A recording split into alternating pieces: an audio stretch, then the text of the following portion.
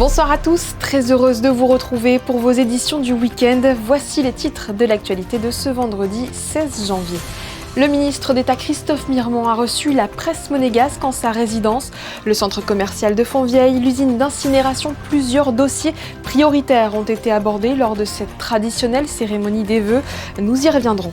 Avec notre envoyé spécial à Paris, nous reviendrons aussi sur les vœux adressés par la ministre des Relations extérieures et de la coopération, Isabelle Béraud-Amadei, au corps diplomatique accrédité en principauté et résidente en France. Ils ont été livrés hier soir. Les bâtiments modulaires qui accueilleront les lycéens de l'Annonciade sont en train d'être installés juste à côté du collège Charles III. Nous vous les présenterons. Et puis l'invité de ce journal sera Delphine Horviller. L'écrivaine et rabbin est en principauté dans le cadre des rencontres philosophiques de Monaco. Mais d'abord, nous l'avons appris ce soir par la voie d'un communiqué du Palais Princier. Le prince Albert II a, je cite, bénéficié d'une intervention médicale programmée et de courte durée au niveau du cuir chevelu et du visage pour le traitement d'une pathologie bénigne. Il est précisé que cette intervention, qui nécessite la pose de quelques points de suture, intervient dans le cadre d'un suivi dermatologique de routine et qu'elle n'impacte pas le programme du souverain. Nous poursuivons donc ce journal avec cette tradition en janvier. Les cérémonies des vœux, le ministre d'État Christophe Mirmont a invité les représentants des médias aujourd'hui en sa résidence. Bonsoir Émilie Rousseau, vous avez assisté à cette cérémonie. Que faut-il en retenir ? Oui, le ministre d'État n'a pas dérogé à la tradition. C'est devant une quarantaine de représentants des médias que Christophe Mirmont a prononcé son discours des vœux pour cette nouvelle année. Il est revenu tout d'abord sur ces 6 derniers mois écoulés depuis qu'il est à la tête du gouvernement princier. Pour rappel, Christophe Mirmont a pris officiellement ses fonctions le 21 juillet 2025. Le gouvernement porte, je crois, sur ce deuxième semestre un regard positif. D'abord, avec une situation budgétaire satisfaisante, avec près de 200 millions d'euros d'excédents qui nous ont permis de terminer l'année passée dans des conditions confortables grâce à des résultats économiques exceptionnels.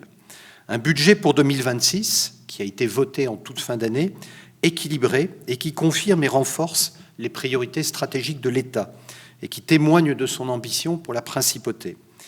Les débats budgétaires que nous avons connus l'année passée témoignent, je crois cependant, de la nécessité d'inscrire les relations entre le gouvernement et le Conseil national dans une confiance renouvelée. Le vote du budget primitif, comme à l'automne celui du budget rectificatif, les réunions privées régulières que nous avons avec les élus et qui ont naturellement un caractère indispensable, font apparaître des marges de progrès pour répondre aux interrogations, aux attentes des élus. Je me suis engagé sur ce point à y travailler avec eux et nous nous mobiliserons dans cette perspective dans les semaines à venir. Le ministre d'État a réaffirmé les priorités de son gouvernement pour l'année à venir. 3 dossiers prioritaires ont été identifiés. D'abord, la transformation du centre commercial de Fontvieille. Rénover cet équipement est bien sûr indispensable. Il est le lieu de rencontre de tous les résidents, de tous les monégasques, et pouvoir renouveler l'offre marchande, offrir de nouveaux services de restauration et culturelle, pouvoir permettre d'améliorer les conditions dans lesquelles les commerçants pourront travailler, est naturellement un besoin essentiel, et nous y travaillons beaucoup avec l'ensemble des services de l'État. Vous le savez, les commerçants en place bénéficieront d'un traitement individualisé afin de les accompagner d'ici le démarrage des travaux, normalement prévus, à compter de 2028. D'ici là, et je veux le confirmer, des travaux d'embellissement seront réalisés pour permettre de garantir l'attractivité du centre et sa chalandise. Et là aussi, les travaux démarreront très prochainement. Deuxième sujet important, c'est la poursuite des procédures relatives à la rénovation du centre de traitement et de valorisation des déchets. Là aussi, ce sujet a été beaucoup débattu avec le Conseil national, vous le savez.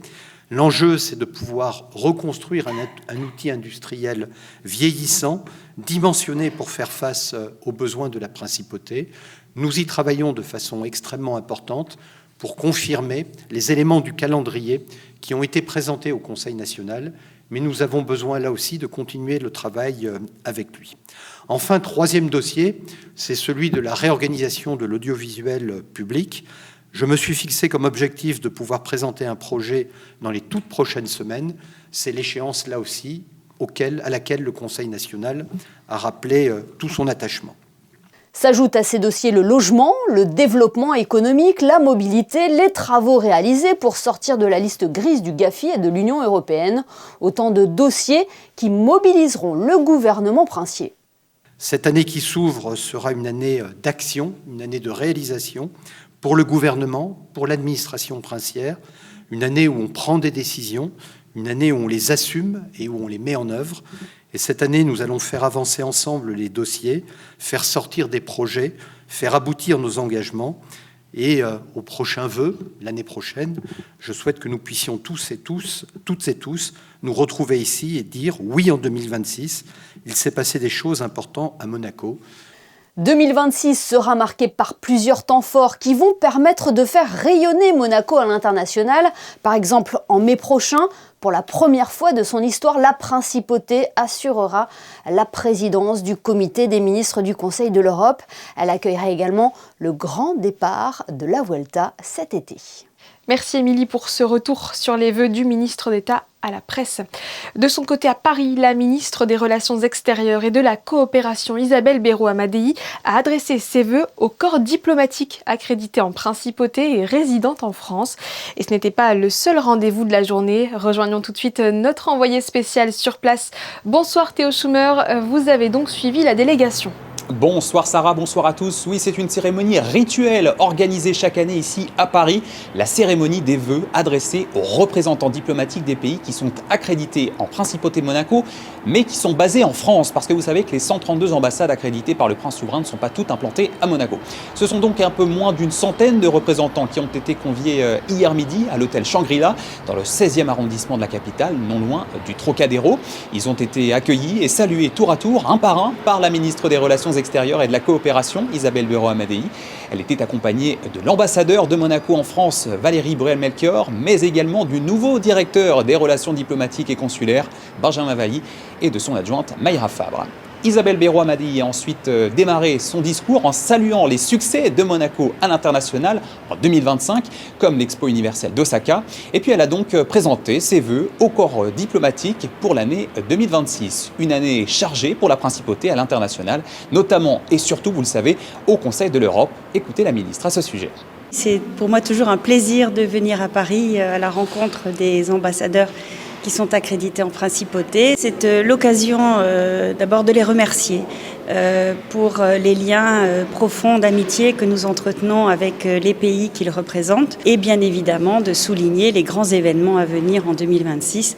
Vous l'avez mentionné, pour le département en particulier, la présidence du comité des ministres du Conseil de l'Europe qui se tiendra de mai à novembre 2026 et donc l'opportunité de présenter aux ambassadeurs quelles seront les priorités de cette présidence et le programme qui a été élaboré avec tous les départements qui ont été fortement impliqués dans l'élaboration de cet événement. Alors pour les représentants diplomatiques présents, cette cérémonie est importante puisqu'elle leur permet bien sûr d'avoir une présentation officielle de ces grands axes de travail de l'année, comme pour l'ambassadeur de Monaco en France que vous allez entendre.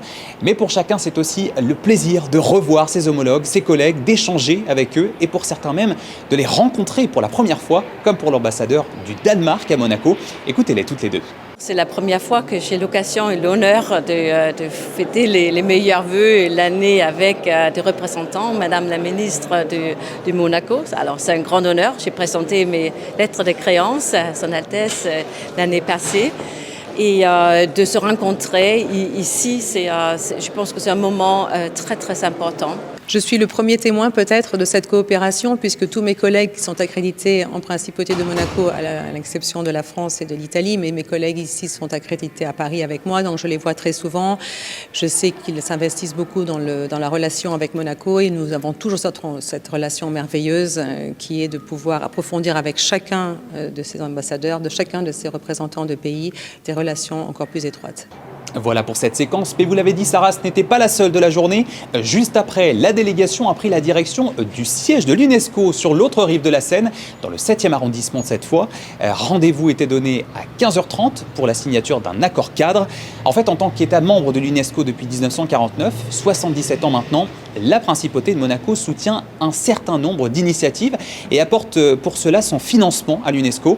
Cet accord cadre, signé hier après-midi entre la ministre Isabelle Berroa-Manei et le directeur général de l'UNESCO, Khaled El Enani, visait donc à renouveler et renforcer la coopération entre Monaco et l'UNESCO pour la période 2026-2029. Un moment clé suivi de près et avec fierté par le directeur des partenariats de l'organisation qui était présent lui aussi. Cet accord, c'est aussi une marque de confiance supplémentaire. C'est un accord sur 4 ans, c'est un accord pluriannuel qui nous donne une prédictabilité avec un montant minimum garanti. C'est très important pour l'UNESCO de pouvoir planifier avec cette visibilité. Une ambition très large, mais qui contribue vraiment à des grands programmes de l'UNESCO et qui ajoute une valeur très importante pour nous. Après cette signature, s'en est suivie une réunion bilatérale d'une vingtaine de minutes qui a permis de détailler les sujets qui seront au cœur de la coopération entre la Principauté et l'UNESCO entre 2026 et 2029. Et ils sont nombreux. L'ambassadeur délégué permanent de Monaco auprès de l'UNESCO à Paris était évidemment présent hier et nous a expliqué quelles seraient ses grandes lignes. C'est pour Monaco une importance capitale de pouvoir démontrer notre soutien à une organisation internationale dans l'éducation, dans la science et dans la culture. Alors ça se décline dans différents domaines, bien évidemment. Ça peut être des fonds d'urgence, ça peut être également des rapports qui sont annuels pour l'éducation, mais également des bourses pour des jeunes scientifiques. Donc la Principauté s'inscrit par son ADN même dans les mêmes missions que l'UNESCO. Voilà, donc en bref, ce qu'il faut retenir de ce déplacement à Paris, c'est à la fois cette marque d'amitié et de reconnaissance vis-à-vis du corps diplomatique accrédité à Monaco, symbolisé par cette cérémonie de vœux annuelle, mais c'est aussi le témoignage d'un soutien fort du pays envers les projets internationaux qui lui tiennent à cœur et qui sont autant d'occasions de faire encore et toujours rayonner la Principauté. Et ce soir, ne manquez pas l'après-JT. Il s'agit ce vendredi d'une immersion au cœur de cette délégation permanente de Monaco à l'UNESCO. Vous le savez, les 840 élèves du lycée Albert Ier suivent actuellement leurs cours en distanciel. Ils effectuaient leur scolarité à l'Annonciade dans l'ancien collège Charles III et suite aux travaux entrepris à l'arrière du bâtiment, ils n'ont pu réintégrer leur classe après les fêtes de fin d'année. Des solutions ont été trouvées. Les anciens locaux de l'ISM avenue de la Quarantaine ont été réquisitionnés. Des salles de classe ont été libérées au lycée Régnier III et au collège Charles III. Et enfin, des travaux sont également en cours sous le pont Württemberg, comme vous allez pouvoir le constater dans ce reportage d'Alexandra Pani, Fabien Bonilla, Hugo Comasa et Thomas Deus. C'est un véritable défi à relever, construire un lycée provisoire en moins d'un mois. La direction des bâtiments publics s'est relevé les manches et s'est tout de suite mise à l'œuvre. Ça fourmille du côté de la place Württemberg. Ce jeudi dans la nuit, les premiers bungalows, que l'on appelle également des bâtiments modulaires, arrivent. Ils formeront, les uns embriqués aux autres, 2 bâtiments. Le projet consiste à créer 2 bâtiments distincts de 3 étages chacun, comportant 12 bungalows par étage, donc ça veut dire 36 bungalows, une surface globale de 540 m² par bâtiment.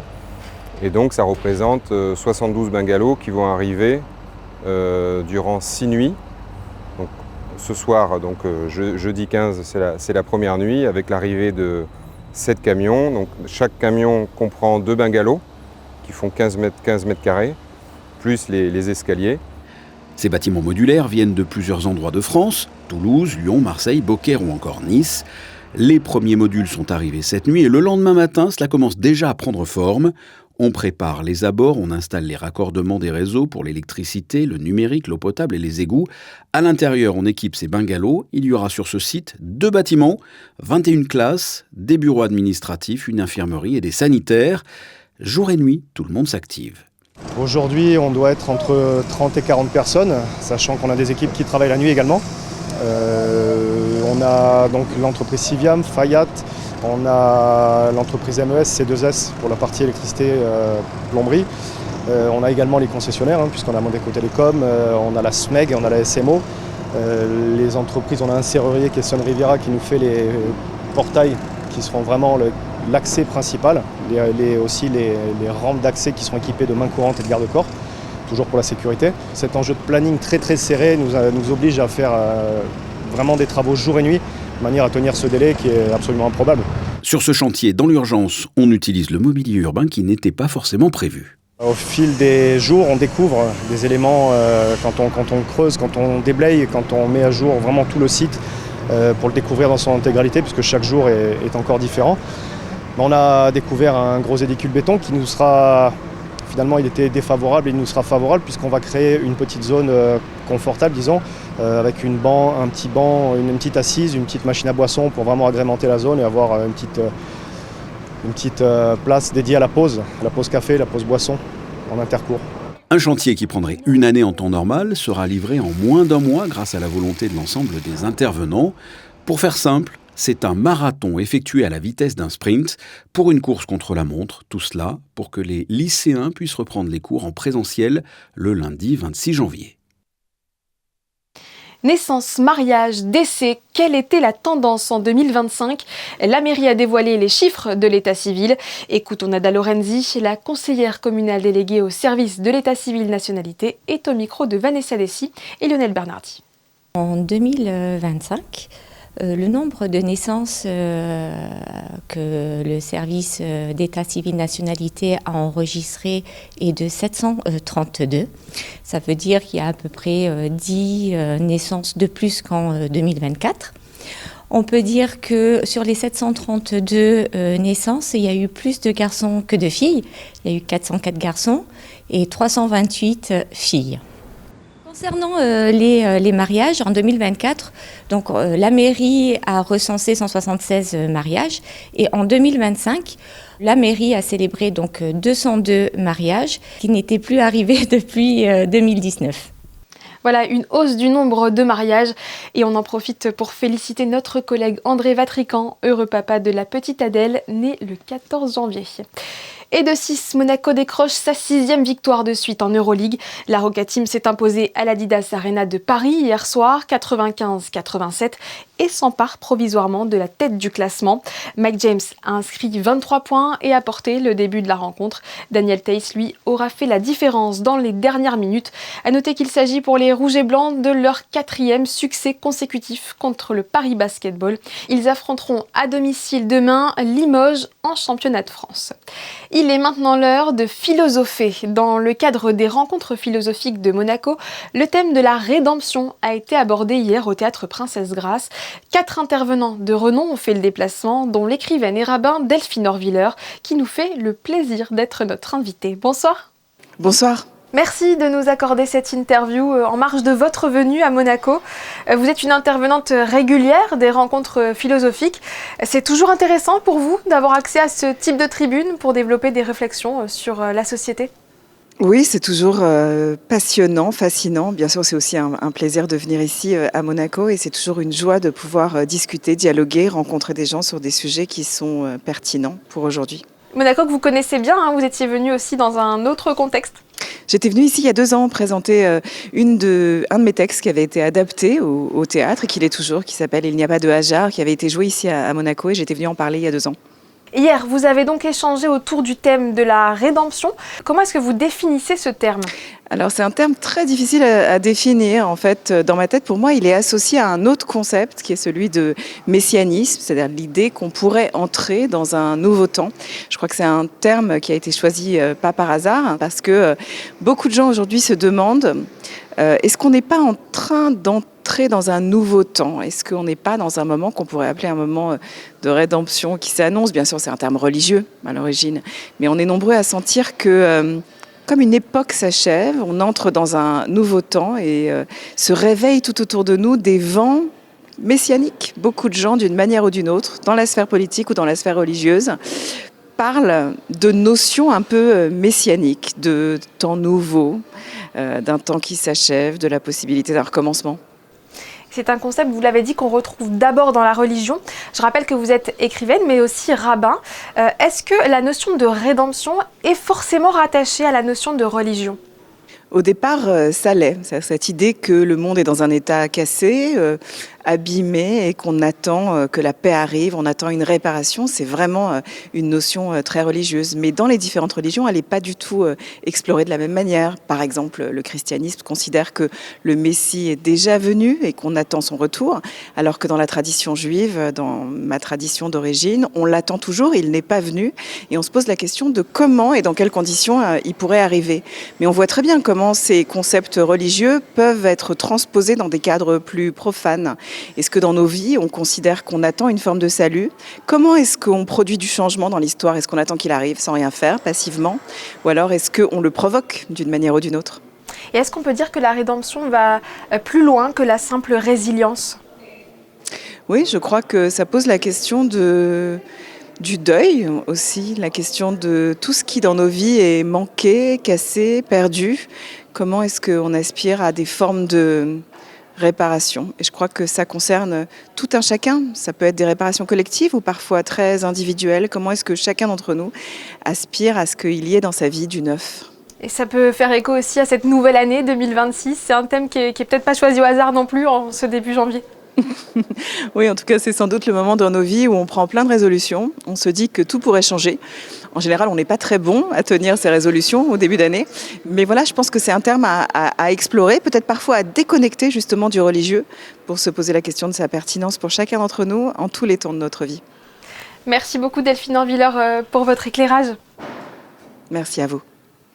À l'auditorium Régnier 3, les passionnés de musique classique avaient rendez-vous avec l'excellence. Les amis de l'Orchestre Philharmonique de Monte-Carlo ont organisé une conférence exceptionnelle placée sous le signe du partage avec 4 solistes de l'OPMC, Christine Tapetit et Jean-Alexandre Dordet.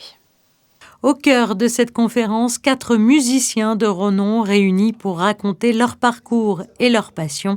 Parmi eux, David Lefebvre, premier violon de l'orchestre, recruté par René Croesi, a évoqué les différents temps forts qui ont marqué sa carrière et son amour pour la musique.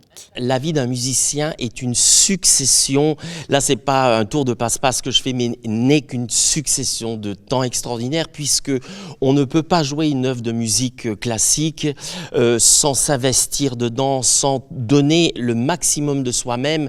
Donc en fait, si vous voulez, j'ai envie de vous dire, chaque jour est avec l'orchestre, chaque jour est un grand jour, est une grande émotion, parce que encore une fois, si je prenais un événement, je trouve que ça pourrait faire pâlir les autres, alors que en fait chaque jour c'est une nouvelle aventure qui commence pour nous, en tant que musiciens, et c'est pour ça que je pense, en tout cas vous le savez, beaucoup de gens le savent peut-être déjà, la musique est un métier passion que l'on fait que par passion, et donc du coup comme c'est passionnant, tous les moments sont magnifiques. À ses côtés, Anne Mogg, flûtiste soliste arrivée à l'Orchestre Philharmonique en 1990, a partagé anecdotes et souvenirs évoquant plus de 3 décennies au service de la musique. Elle est revenue sur ses débuts à l'OPMC et sur les grandes figures de chefs d'orchestre qui ont marqué sa carrière. Le premier dont je parlerai, c'est Semkov. C'était un Russe qui doit être décédé maintenant de longue date, et qui arrivait comme ça. À l'époque, la Russie, c'était quand même loin. Il y avait moins de... il y avait vraiment des caractères très marqués entre les différentes cultures. Et en même temps que j'ai découvert l'orchestre, j'ai découvert justement ces différentes cultures en même temps que les différents répertoires. Moi, je suis rentrée sous Gelmetti, un chef d'orchestre italien fantasque qui avait des idées extraordinaires, qui faisait sonner l'orchestre à certains moments d'une façon très lumineuse. On a fait des enregistrements de Nino Rota, de musique de film, on a fait du répertoire.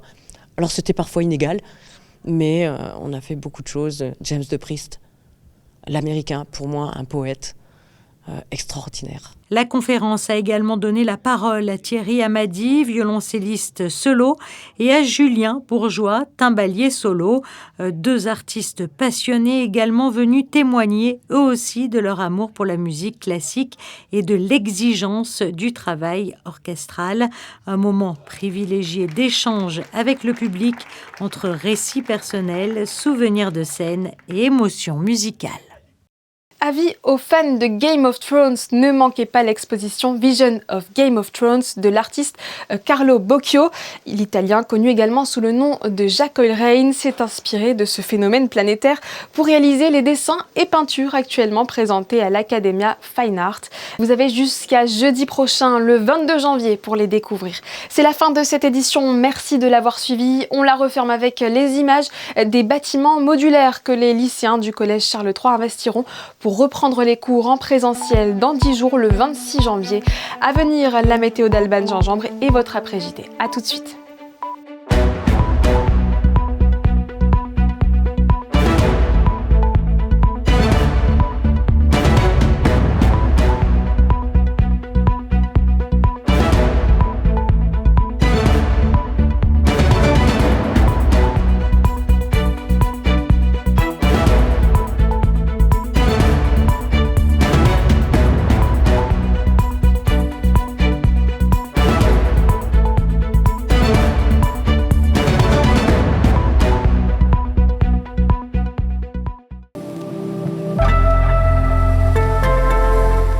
Bonsoir à tous, le ciel couvert de ce soir annonce un week-end pluvieux. Demain, le temps sera perturbé toute la journée par une faible pluie et un ciel de plus en plus nuageux.